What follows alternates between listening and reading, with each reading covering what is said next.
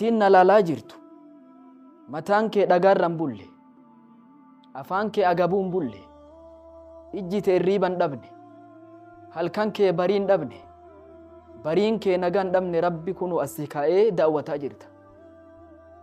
Bariisifachuu ganamatti seentu kana keessa lubbuu kana namni gurguraidha Rasuul Rabbi sallallahu alaihi wasallam. Lubbuu gurguru kana takkii ibiddatti gurgura takkii ibidda sanirraa bilisoomsaidha Rasuul Rabbi sallallahu alaihi wasallam.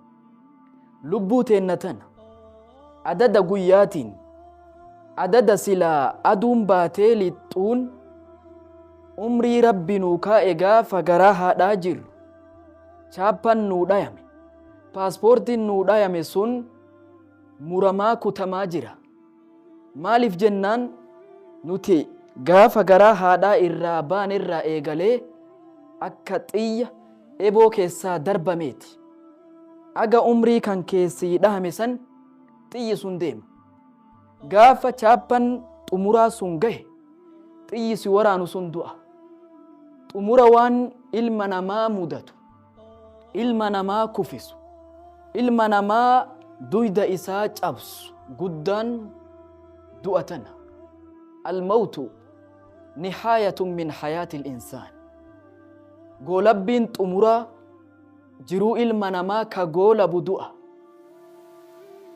Almawtu mafaaraqatu ruuhi min aljasad.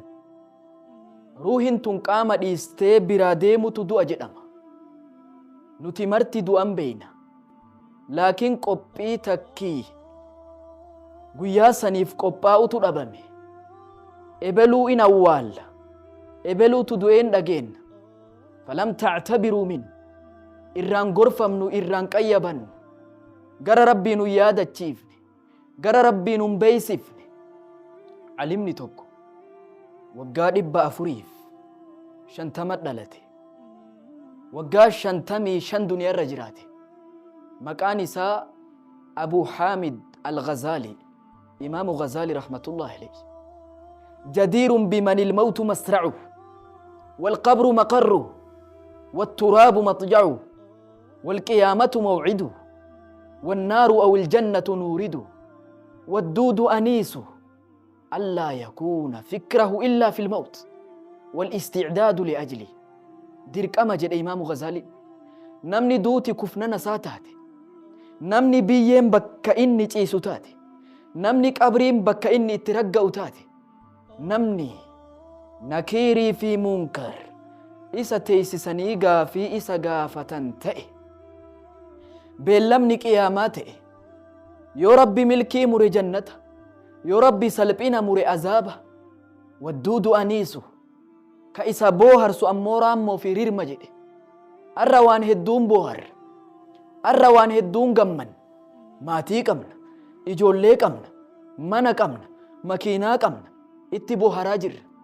Guyyaa tokko ammoo raammoo fi rirmatu qaama keenna itti boharuuf ta'a. Guyyaa guddaa san namni ofirratti beeku allaa yakuuna fikrahu illaa fil mawt. Wanni inni itti yaaduu qabu, wanni inni itti yaadda'uu qabu du'a tana malee wanni tokko hin jirtu jedhee lafa kaa'e Imaamu Ghazaliin rahmatullahi alayhi. Duuti tun kafaa bil mawti mawcidaa. Qalbii gorfamuu barbaadduuf qalbii chaarjii fixattee rabbi irraa fagaatteef wanni rabbitti deebisu guddaan du'a tana.